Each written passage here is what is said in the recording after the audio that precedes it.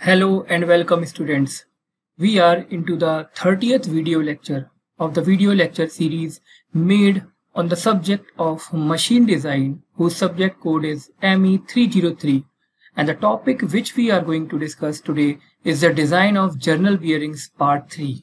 Here we are going to discuss about the Sommerfeld's number, the Reynolds equation, and the Raimondi and Boyd method. This today's video lecture is in continuation with my previous two video lecture in which I have told you about the design of journal bearings. I have told you about the first part was in the previous video lecture in which I have told you about the dimensionless numbers which are very important in the case of journal bearing. So here in continuation with that, we will see that another important dimensionless number is the Sommerfeld's number, and we will see how it has been arrived now. So I am Shri Krishna Mishra, Assistant Professor in the Department of Mechanical Engineering, Suresh Gyan Vihar University, Jaipur.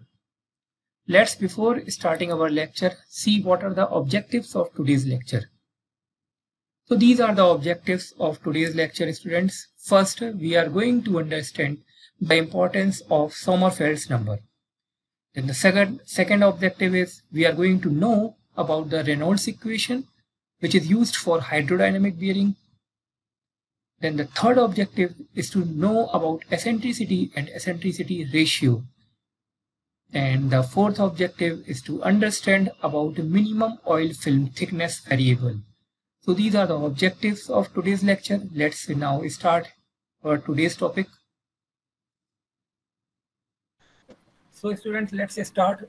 I have told you about the concept of thick film and thin film lubrication, and I have told you that in the case of hydrodynamic bearing, let me come into the previous slide which I have taught you in the previous video lecture.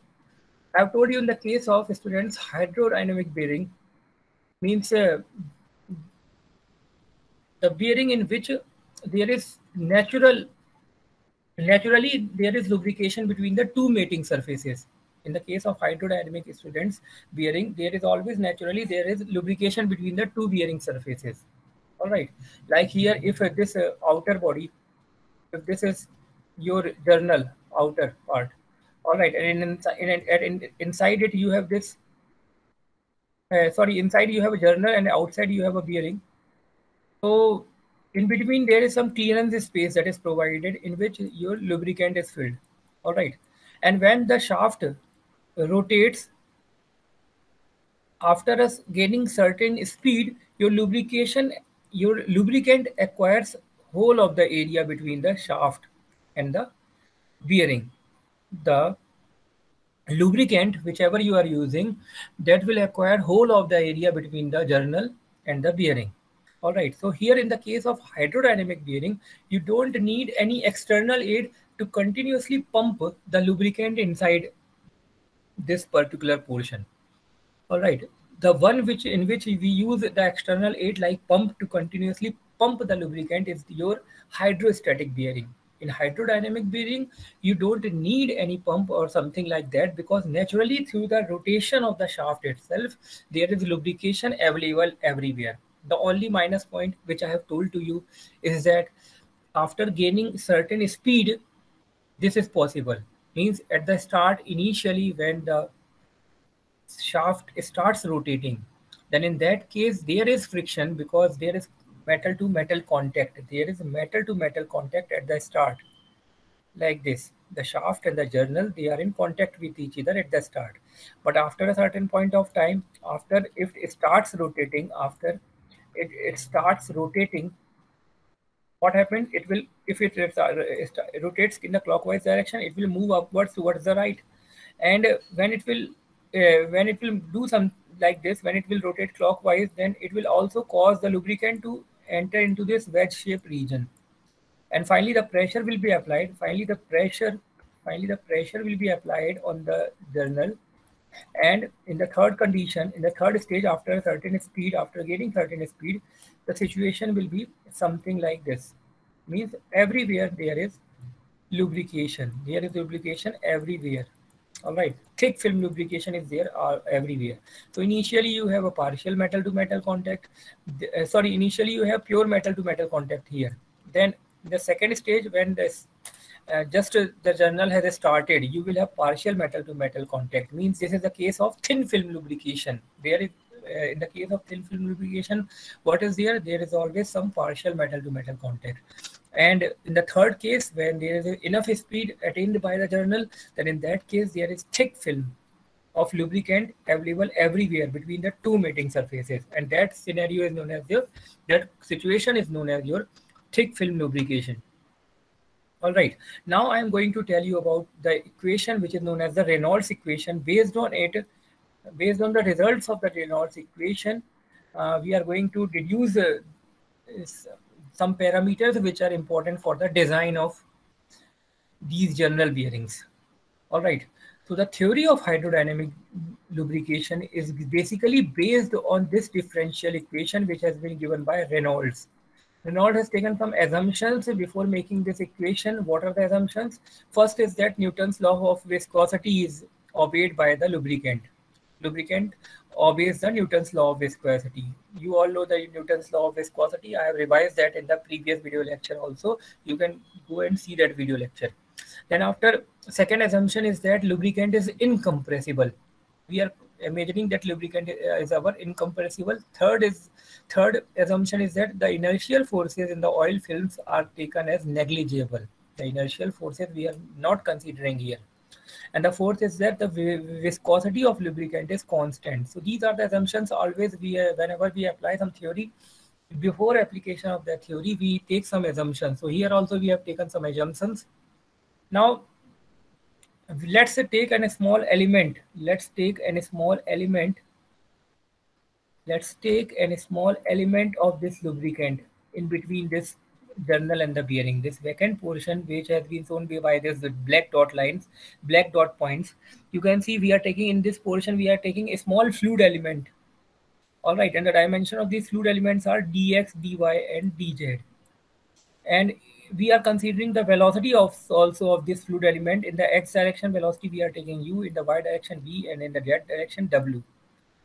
Also the shear stresses which are acting on this particular fluid element we are taking as tx, tz. These are the stresses which are acting on the x and the z direction.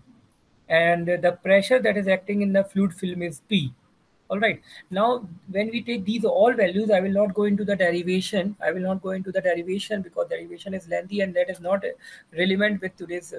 That is not important to understand because we are directly going into the design aspect. So I am skipping this Reynolds equations derivation directly. The Reynolds equation is given by this particular equation. Del by del x into hq into del p by del x plus del by del h into hq into del p by del z is equal to 6 mu w in bracket del h by del x. Now student, this is known as your Reynolds equation. This is not an exact analytical solution for the there is basically no exact solution of this Reynolds equation, but still Sommerfeld, the scientist, the researcher, he has found two solutions of this particular equation which are known as the Sommerfeld solution, All right. Now, again, relevant to this Reynolds equation is the Raimondi and Boyd method. So we will discuss about it. It is related with this your Reynolds experiment also. What we are doing in this Raimondi and Boyd method, we are taking some values like this clearance space, the space between these, the minimum space between the shaft and the bearing, that is known as your clearance space. We are denoting it by H naught. It is the clearance space. All right. Here in this method, the performance of bearing is expressed in terms of a dimensionless parameter. So what we are basically doing, let's for example consider this diagram. In this diagram, this center of the bearing is O, center of the journal is O dash. All right, and since both are not of the same radius or they are not concentric, therefore there is some distance between the center of the journal and the bearing. What distance we are taking? Always there will be some distance between the journal center and the bearing center. Let's the distance between the centers of the journal and the bearing be E. E is basically your eccentricity. E is what? E is the eccentricity. The distance between the center of the journal and the bearing is known as your eccentricity. This distance OO dash, this distance OO dash is basically your eccentricity. This distance is your eccentricity. OO dash are the axis of bearing and the journal, as I have already told to you. OO dash is the eccentricity, as I have told here, and it is denoted by small alphabet E. All right. Again, one more term is there, radial clearance. What is radial clearance? That also is important. Radial clearance means the diameter of the journal and the shaft. The diameter of the journal and the bearing, they are not the same. There is difference between the radius of the journal and the bearing. That difference is denoted by radial clearance. It is equal to R, capital R means radius of journal minus small r, that is the radius of the bearing. So R minus R will give you the radial clearance. All right, so this term is also important. This you should know, radial clearance C is equal to capital R by small r. Small e eccentricity was what? It was the distance between the axis of the journal and the bearing. O dash was your eccentricity. Then also one more term is there which is known as the eccentricity ratio. What is eccentricity ratio? It is the ratio of eccentricity to the radial clearance. It is the ratio of eccentricity to the radial clearance. Ratio of eccentricity to the radial clearance means small e divided by C. This will give you epsilon, which is epsilon is basically what? It is the name given to eccentricity ratio. It is the name given to eccentricity ratio. It is the name given to eccentricity ratio. So eccentricity ratio is the ratio of eccentricity to the radial clearance. Ratio of eccentricity E to the radial clearance C. Moving further, now from this figure, students, you can see that if you take this as a line of action, in this line, this point is O and this is O dash. The distance between them is your E. Then between this O dash to here, between this O dash to this point, this particular distance is what? This is your radius of shaft. Then from this point, this end of this shaft point to here, this point, this is basically what? This is the clearance. This is the clearance, or we can say minimum oil fill thickness. It is denoted by H naught. It is the minimum oil fill thickness. You can see whole gap between the journal and the bearing is filled with lubricant, but the thickness of the lubricant is minimum in, you can see here at this point. So we are taking this, we are writing it as minimum oil film thickness H naught. H naught is what? H naught is the minimum oil film thickness, minimum film thickness of the lubricant, H naught. So we can write the whole soul, this bigger radius means the radius of the journal, radius of the bearing. This radius of the bearing, this will be equal to what? And initially you have the eccentricity E plus R plus this minimum oil film thickness. So basically this capital R, student, basically this capital R, this you can obtain. Initially you had an eccentricity, E. And from eccentricity to a particular point, this point here, you have radius of the journal, written by a small r. Then from this point to this point, you have the minimum oil film thickness. You write it as H naught. All right. Now in this way we can say that your R can be written as eccentricity E plus R means radius of the journal plus H naught means your minimum oil film thickness. So radius of journal will be the sum of these three. Also we know that Clearance was what? It was the difference between the radius of the journal and the bearing, r minus r. And r is basically what? R is E plus R plus H naught. So put this value here in this particular expression, C is equal to R minus R. You will get what? This only this r, small r will get cancelled out. When you will put here, small r will get cancelled out. Only E plus H naught will be there. So E plus H naught is your clearance. Again, this E is what? E is your eccentricity, and we all know that eccentricity divided by radial clearance, it gives you the value of eccentricity ratio. This means that eccentricity can be written as eccentricity ratio into radial clearance. Putting this value here, students, so we can write C epsilon in the place of eccentricity. In the place of eccentricity, we are writing what? C epsilon. We are writing C epsilon, all right, plus H naught. So basically your C becomes equal to C epsilon plus H naught. Now taking this C epsilon to the LHS, taking this C epsilon to the LHS and taking C common, you will get C into in bracket 1 minus epsilon equal to H naught, You will get C into 1 minus epsilon equal to H naught. And therefore we can say put this C in the RHS, it will be H naught by C, and then 1 you will take it into the RHS, it will be 1 minus H naught by C. 1 minus H naught by C. So finally you are getting eccentricity value. Eccentricity ratio value is equal to 1 minus H naught by C. This is the expression, students, for calculating the value of eccentricity ratio. It is equal to 1 minus H naught by C. Now here H naught by C is your what? It is an important parameter, which is the minimum oil film thickness. It is the minimum oil film thickness variable. This is the minimum oil film thickness variable, H naught by C.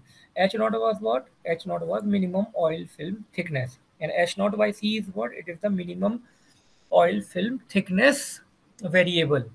So this was the concept: eccentricity ratio, then after radial clearance, all right, then after minimum oil film thickness, and finally an expression for calculating the value of eccentricity ratio.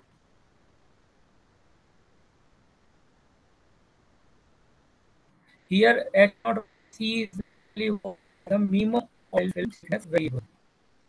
Now one more number is very relevant in the design of hydrodynamic bearing, and that is the Sommerfeld's number. Sommerfeld's number is given by, it is a dimensionless number basically, and it is what? It is R by C whole square into mu ns by p. Ns is your journal speed. Generally we write it by capital N, but here we have used the notation ns, means rotations per second. It is in revolutions per second. It is what? It is the revolutions per second. Journal, it is the speed of the journal, the speed with which this journal is rotating, that is given by ns. Mu is the viscosity of the lubricant which is in between these two surfaces. The viscosity of that lubricant is denoted by mu. P is what in this? P is the unit pressure. P is the unit pressure that is acting on the bearing. All right, we all know how we calculate the unit pressure: the load that is applied on the bearing divided by the projected area. And projected area, always keep in mind, it is given by length of the bearing into the diameter of the journal. All right, this is given by length of the bearing into diameter of the bearing. In this way, we will calculate this in the numerical also. So this is the Sommerfeld's number. Sommerfeld's number is your R by C whole square into mu ns by p. All right. Now, why is it important? Because it contains all variables that are controlled by the designer. All the variables which are important in the design of hydrodynamic bearing, all variables are there in this Sommerfeld's number. Therefore, it is important. Now, here the theta angle, this, not theta, phi. This phi angle is your, this angle. This is your phi angle, means the angle between the minimum oil film thickness and the vertical line. Minimum oil film thickness, the angle between the minimum oil film thickness and the vertical line. This is your phi. And what is its relevance? It is the angle of eccentricity. It is known as the angle of eccentricity or the altitude angle. There are two words used for it. It is the angle of eccentricity or the attitude angle or the attitude angle. And the plus point with this is that it locates the position of minimum film thickness with respect to direction of load. All right. If the direction of load is in this direction, if the direction of load is vertical, if the direction of load is vertical like this, if it is acting in the vertical direction, all right, then the direction then and if the minimum oil film thickness is somewhere here, then the angle between this position of minimum oil film thickness and the load direction of load is your angle, which is your angle of eccentricity or the attitude angle.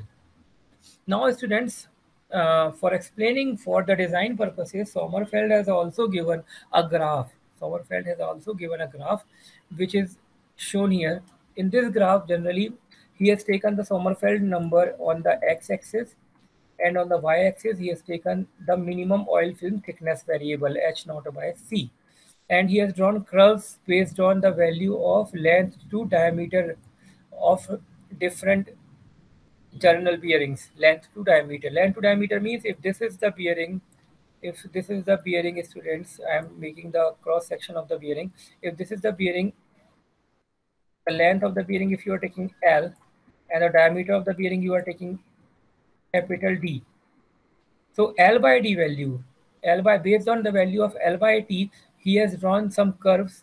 These are the curves for L by D. If value is infinity, means if the bearing is very large, the length of the bearing is very large as compared to its diameter. The length of the bearing, if it is large as compared to diameter, then it will be considered as very long bearing, means infinity value we take it generally.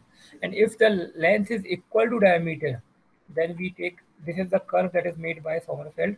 Third, if the length is equal to half the diameter of the bearing, then he has given this curve. Also students, he has given the position of minimum load condition and the maximum load condition. This is the area of minimum load condition, means below this load you should not work, and maximum load that can be sustained by the bearing is given by this particular portion. All right, so means the bearing should always work in this area. Bearing should always work in this area. This is the importance of this curve, that it has given, the Sommerfeld has given you that this location is the location which is giving you the area in which the bearing should work. All right, and the bearing length to diameter ratio, based on the length to diameter ratio, he has given you three curves. These are the three curves. So this was your graph made by Sommerfeld. Now coming into a quick revision of this, and we will go into the numerical. First of all, what was the radial clearance? It is denoted by C, and it is what? It is capital R by small r, means radius of journal minus radius of bearing. And we can write it as d diameter d1 minus d divided by 2. What will be the diametrical clearance? Diametrical clearance will be the difference of the diameter of the journal and the bearing, d1 minus d. We will write it by capital C. All right, it will be always equal to twice of the radial clearance. Then after this, I have already told you that eccentricity you can calculate by writing it equal to radial clearance minus minimum oil film thickness. How we have calculated it? We have seen that your total radius of the journal, radius of the bearing will be equal to minimum oil film thickness plus radius of the journal. Radius of the bearing will be equal to minimum oil film thickness plus radius of the journal plus eccentricity E. This you can see here in the diagram. Eccentricity plus radius of the journal plus minimum oil film thickness will give you the value of radius of journal. If you are writing it by R1, then R1 is equal to H0 plus R plus E. So from this you can write that E is equal to R1 minus R minus H0. So this means that eccentricity is equal to C1 minus H0.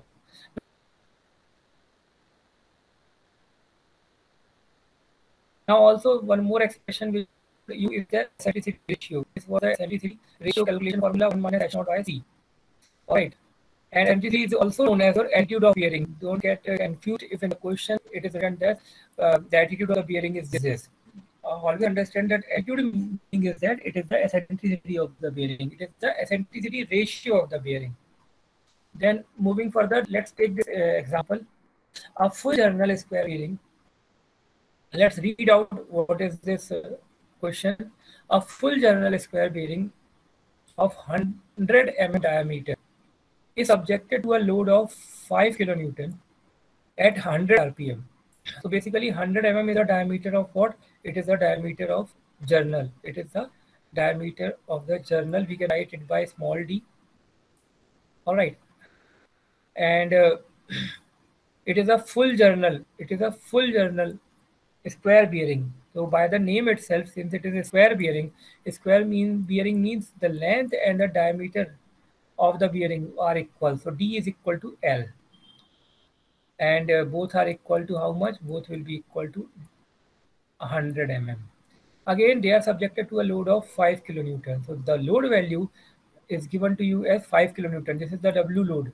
Why we are needing this load? Because we will calculate the pressure that is acting on the bearing. All right, and the RPM, the speed is given to you as 1000 RPM. The lubricant has the viscosity of 12 centipoise. This is the value of mu which we will take. Mu is 12 centipoise. Always I have told you that viscosity of a lubricant is less.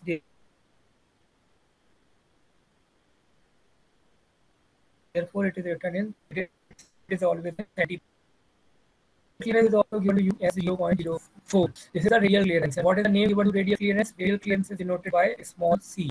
Radial clearance is denoted by small c. And radial clearance we all know is equal to difference of the radius of the journal and the bearing.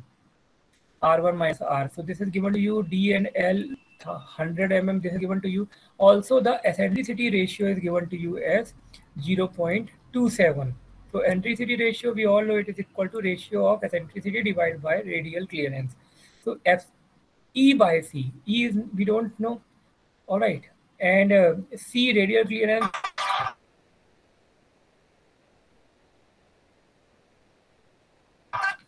Radial clearance. Putting this value, and this is also given to you. Putting the value, you can calculate the eccentricity ratio, and radial clearance. Both are given to us. We can first of all calculate the eccentricity, and then after in the question they are asking you about the minimum oil film thickness. Means they are asking you about H naught. They are asking you about H naught. So we also have a formula that H naught is equal to. We all know that R1 means radius of the journal is equal to radius of the bearing is equal to radius of the journal plus eccentricity plus H naught. This formula we have.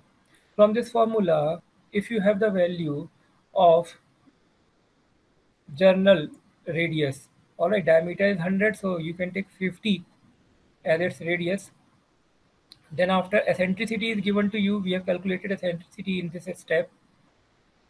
All right, and R1. Basically here R1 is not given, but R1 if you take this R here in the LHS, it will become equal to R1 minus R.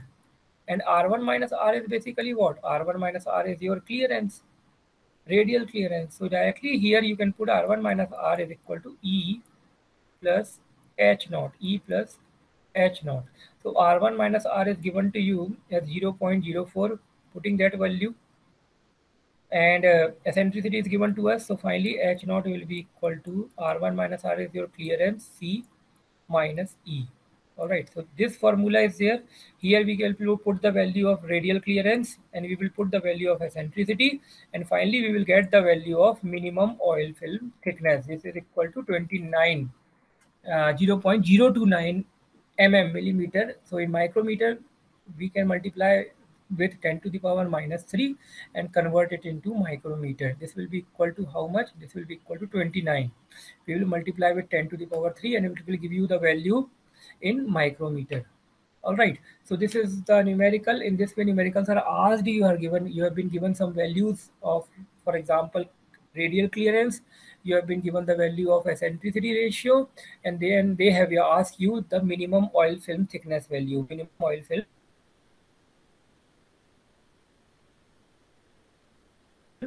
thickness. So,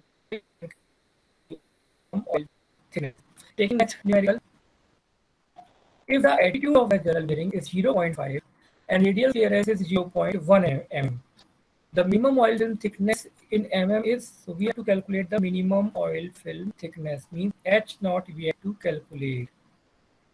The inputs which are given to us are attitude. As I have already told you, attitude is what? Attitude is the eccentricity ratio. So eccentricity ratio is given to us.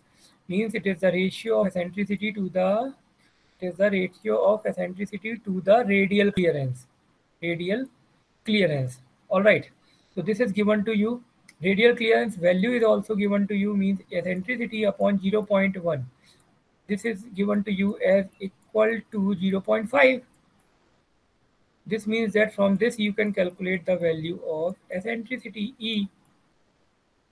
All right. Then after they are asking you H naught. So when you have calculated eccentricity, we know the formula we have already derived in the previous example also, that minimum oil film thickness is equal to this radial clearance C minus eccentricity. Eccentricity we have calculated equal to 0.05. Putting this value here, and radial clearance is given to you as 0.5, 0.1. So putting these values, we have obtained the value of radial, we have obtained the value of minimum oil film thickness. All right. I hope you have understood this concept. One more numerical we will do.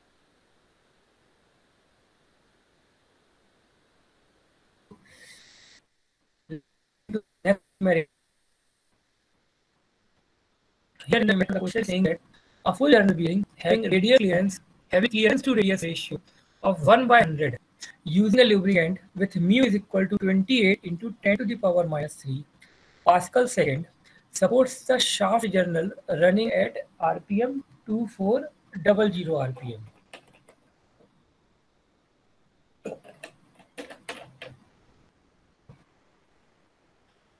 If bearing pressure is 1.4 megapascal, the Sommerfeld number is, so the whole questions input are given to calculate the value of Sommerfeld number. Sommerfeld number we already have seen. It is written as R by C whole square into mu n by P. So you need all these values R, C, mu, n and P. The inputs which are given to you are, what are the inputs? Let's see. The inputs are your 1 by 100 is what? 1 by 100 is the clearance to radius ratio. Clearance to radius ratio C by R or R by C. Clearance to radius means C by R it is. In the formula, we need R by C. So 1 upon 100 is the value of C by R. So R by C will be what? R by C will be your 100 we can say. So the clearance to radius ratio is given to us. Lubricants mu value, coefficient, viscosity value is also given to you. This is the viscosity. All right. And also the RPM is given to you as 2400 RPM. Bearing pressure is given to you as 1.4 megapascal. So bearing pressure is given to you. All right. Then after, what is given to you? Mu value is also given to you. For R by C, what you can do here, full journal bearing has a clearance to radius ratio of 1 by 100. But this ratio we will not use here because this is of the journal. And here this capital R we are using for the, this we are using for the journal in fact. And here it is the ratio which is given to us, clearance to radius ratio for the bearing. R is basically for the journal. So basically here, therefore they have given you the value. What we will do, students, first of all, we will start and calculate the value of small n. Small n is basically used because this stands for revolutions per second. All right.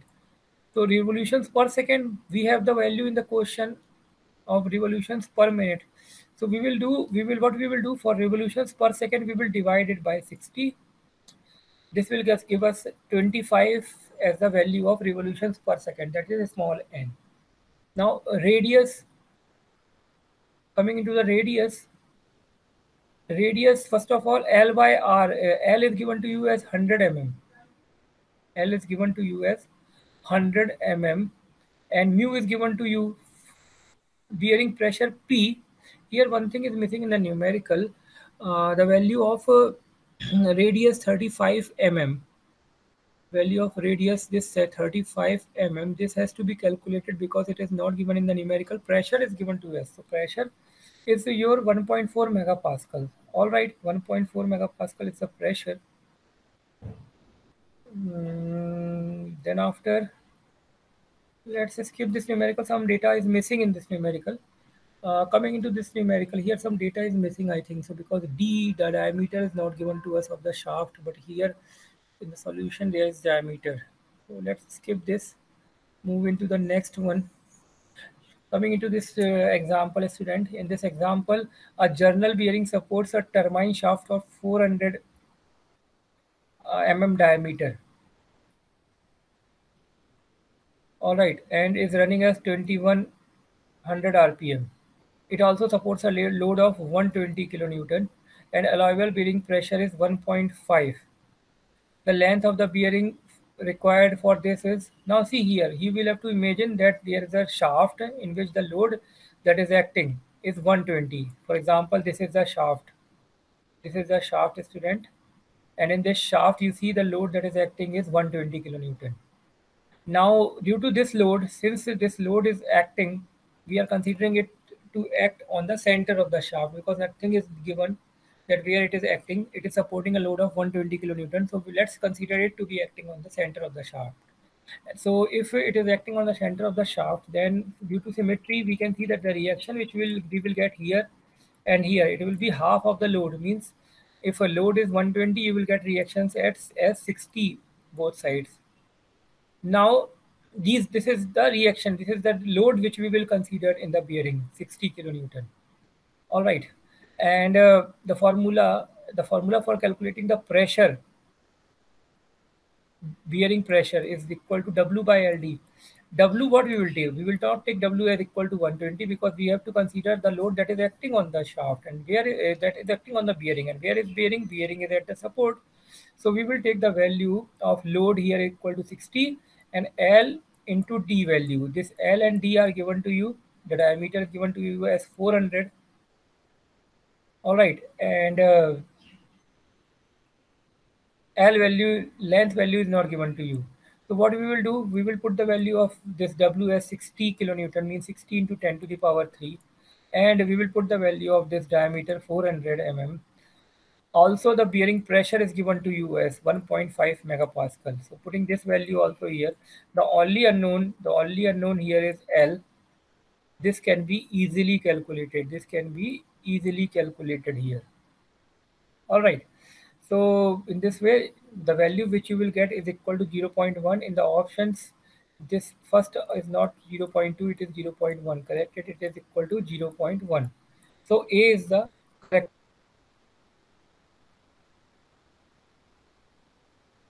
option. Here the correct option.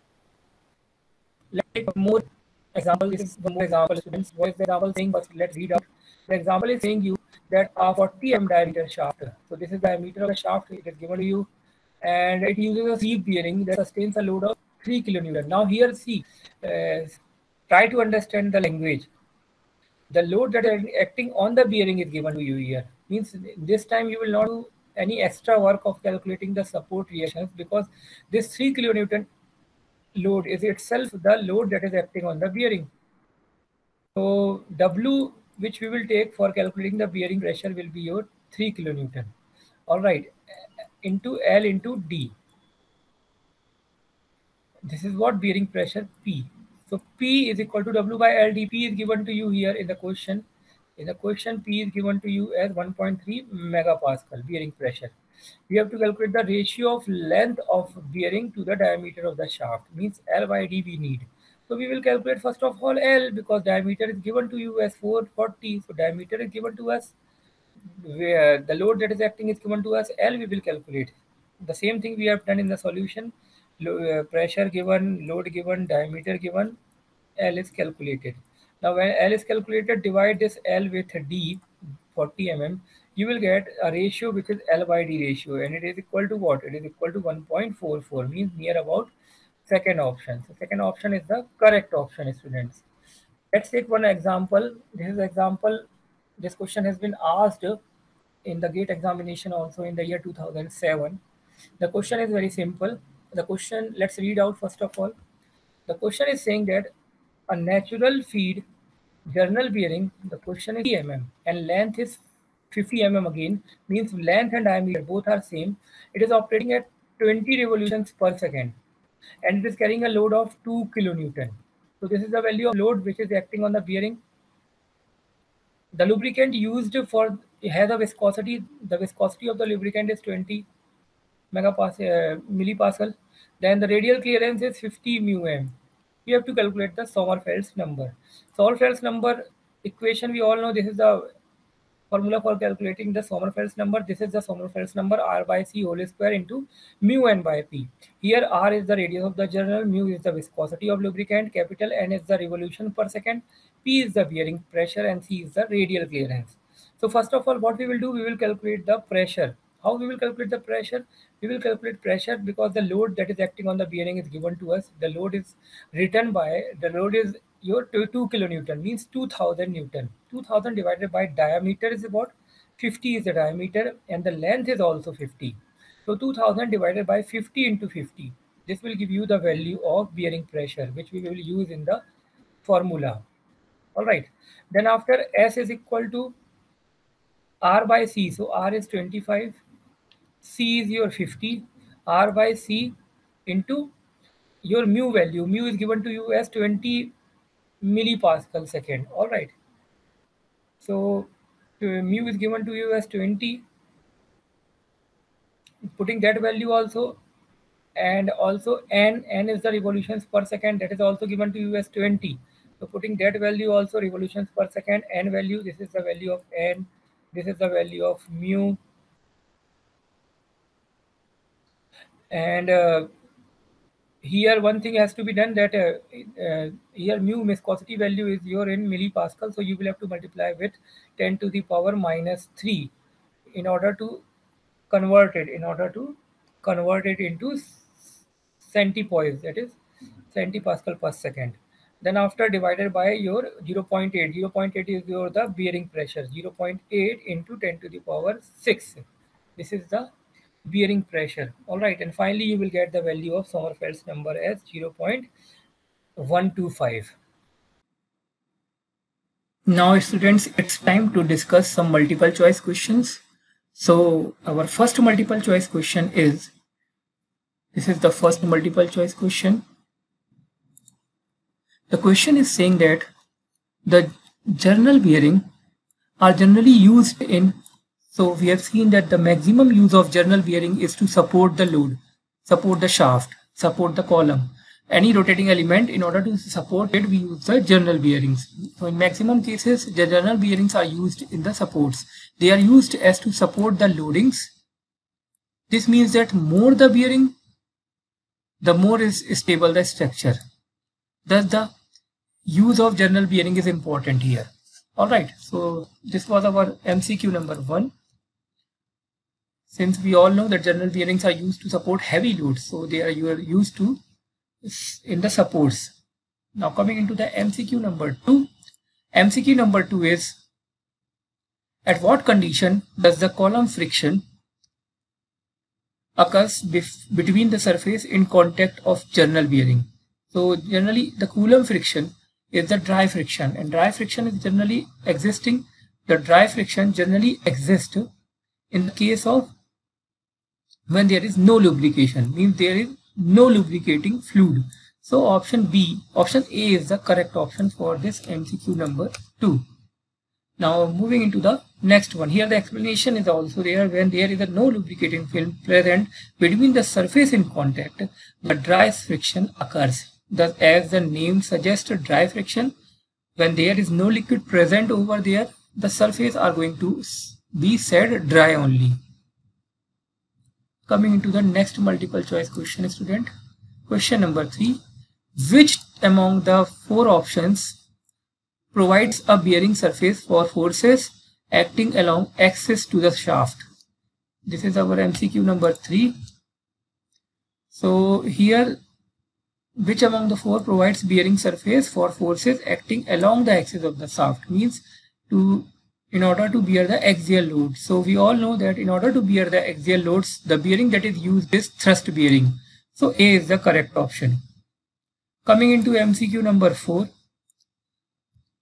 MCQ number 4 is saying that a sleeve bearing of inch dimension is numbered as XXYYZZ using the SAE numbering system. What does YY represents?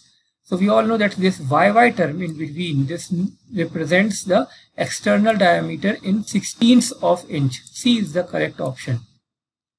Coming into multiple choice question number 5. The type of bearing used in crankshaft. So in crankshaft, we all know that plain bearings are used in crankshaft. So option A is the correct option. Coming into multiple choice question number 6. The question is saying that the Babbitt is used. So we all know Babbitt has multiple uses. It is used usually to make internal bearings also, and is used to not to damage the general bearings during direct contact, and also to collect any contaminants in the lubrication. Means all the three are correct, means option D is the correct option. Coming into the next question, student. What is the question? For ovens and dryers, the following material is used to make bearings. This is our MCQ number 7. So in the case of ovens and dryers, we all know that graphite alloy is used to make bearings. Alright. So this B is the correct option. Coming into multiple choice question number 8. This is our MCQ number 8. What is the question saying?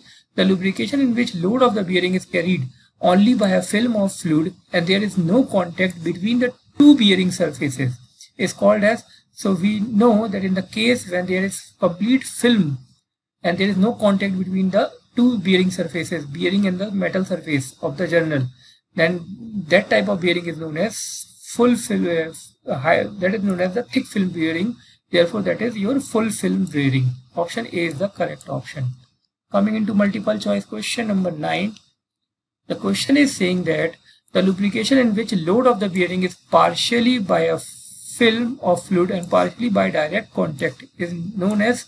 So partial metal to metal contact is in the case of boundary lubrication, which is also known as thin film lubrication. B is the correct option.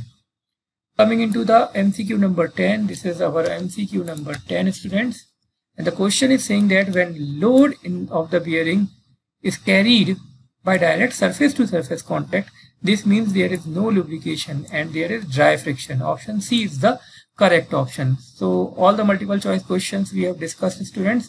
For your personal self-study, you can use the references of the books which are given here in the slide. For today, that's enough, students. Thank you and have a nice day.